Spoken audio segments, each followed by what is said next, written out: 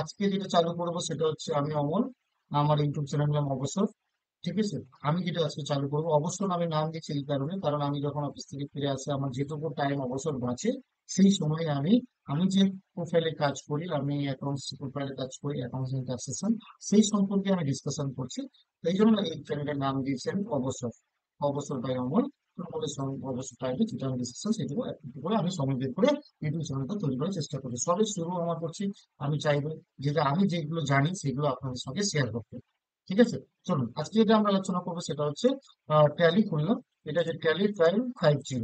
ঠিক আছে, তো চলুন ট্যালিতে আমরা ফার্স্ট থেকে আজকে ডিসকাশনে থাকবো সেটা হচ্ছে পিএল। পিএলটার মধ্যে কি কি থাকে? এটা আমি করে যে 24-25 ওপেনিং স্টক।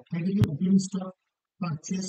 ওপেনিং স্টক বলতে যে স্টকটা আপনার আগের বছরের স্টকটা এবছর বেঁচে গেছে, যে স্টকটা আগের বছর স্টকটা এবছর বেঁচে গেছে সেটাকে আমরা বলছি ওপেনিং স্টক। মানে কোনো ব্যবসা শুরু করতে গেলে আপনাকে আগের বছর যদি ব্যবসা চালু ব্যবসা হয় তাহলে ওপেনিং স্টক থাকবে, আর যদি চালু ব্যবসা না হয় তাহলে জিরো থাকবে। যেহেতু যেটা আমি দেখাচ্ছি সেটা চালু বিজনেস আছে, আমাদের ক্লায়েন্টের বিজনেস, তো সেখানে চালু বিজনেস সেই জন্য আগের বছর যেটা ক্লোজিং স্টক ছিল সেটা এবছরে ওপেনিং স্টক হয়েছে। তারপরে আসছে পারচেস।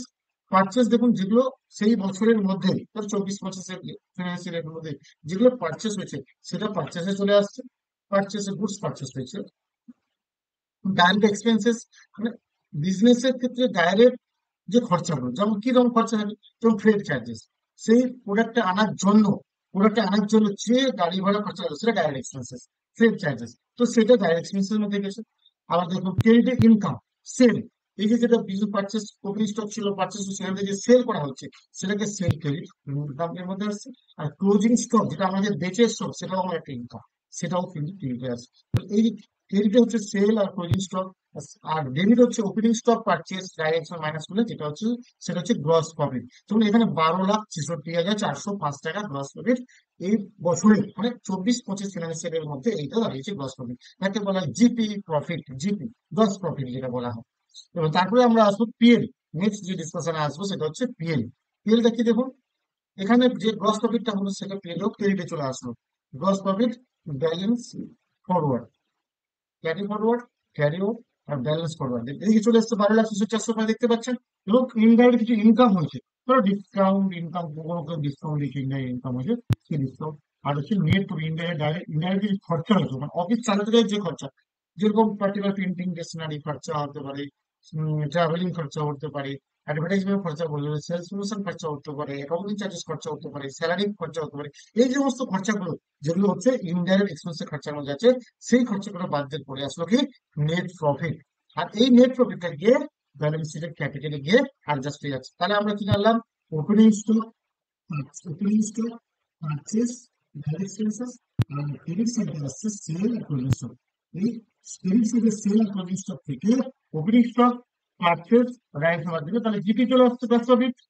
ওকে, তারপরে দেখুন এই গ্রস প্রফিটটা যে যেটা ছিল সেটা ক্রেডিটে এসে জিপিটা ক্রেডিটে আসছে 12,66,405.25। এখান থেকে কিছু ইনডাইরেক্ট ইনকাম আছে। ইনডাইরেক্ট ইনকাম কমিশন রিসিভ হতে পারে বা ডিসকাউন্ট রিসিভ হতে ইনডাইরেক্ট ইনকাম আছে। সেটার থেকে ইনডাইরেক্ট এক্সপেন্সেস বাদ দিলে যেটা হবে সেটা হচ্ছে নেট প্রফিট। এখানে সেটা হচ্ছে নেট প্রফিট। এবারে আমরা আসবো ডিটেলসে। চলুন ডিটেলস বলি। যে কোম্পানিটা যে ক্লায়েন্টের আমি দেখাচ্ছি এটাকে, তো এখানে পারচেস অনেক ধরনের আইটেম আছে। মানে এটাকে বন্ধ ওপেনিং স্টক, স্টকটাকে ডিটেলস থেকে বন্ধ করছে, বাকি সব ডিটেলস। ধরো ওপেনিং স্টক, দেখুন ওপেনিং স্টক কত যাচ্ছে, 29,31,986.50। ওপেনিং স্টক বুঝতে পেরেছেন? মানে ওপেনিং স্টক হচ্ছে আগের বছরে ক্লোজিং স্টকটা এই বছরে ওপেনিং স্টক হয়েছে, আগের বছর ক্লোজিং স্টকটা এই বছরে ওপেনিং স্টক হয়েছে। তারপরে দেখুন পারচেস, যে পারচেস 12% হতে পারে, পারচেস এমনি হতে পারে, পারচেস আনলিস্টেড আছে। এই পারচেস গুলো কিন্তু পারচেসের মধ্যে আছে, সব পারচেস মানে যেটা কেনা হয়েছে বিজনেসের জন্য, যে গুডসটা পারচেস করা হয়েছে সেটাকে বলা হচ্ছে পারচেস। আর ডাইরেক্ট এক্সপেন্সেস যেটা গুডসটার সঙ্গে ডাইরেক্ট ভাবে জড়িত যেগুলো খরচাগুলো, যেমন ধরো carat work, field charges, labour charges, stock stock loss of stock, এই সমস্ত জিনিসগুলো সেগুলো হচ্ছে ডাইরেক্ট এক্সপেন্সের মধ্যে আসছে। আবার দেখুন সেল মধ্যে, সেল অ্যাকাউন্ট মধ্যে সেল ক্লোজ আছে, আর হচ্ছে ক্লোজিং স্টক মানে ডিসিপি, যেটা আমি আপনাকে বললাম। বোঝা গেছে? যদি কারো ডাউট থাকে আমার কমেন্ট বক্সে দেখবেন, আমি আবার পরে এটা নিয়ে আবার ডিসকাশন করবো, এবং আপনাদের যেগুলো যে সমস্ত জিনিস জানার ইচ্ছা থাকবে সেগুলো কমেন্ট বক্সে আমাকে রিপ্লাই করবেন, আমি সেগুলো আপনাদেরকে আবার ডিসকাশন করাবো। তারপরে চলুন পিএলএ। পিএলএ কি? Indirect income. ইনডাইরেক্ট ইনকামের মধ্যে কি, যে কমিশন রিসিভ ইনকাম, ধরো 52,350 টাকা, ডিসকাউন্ট 40,870 টাকা।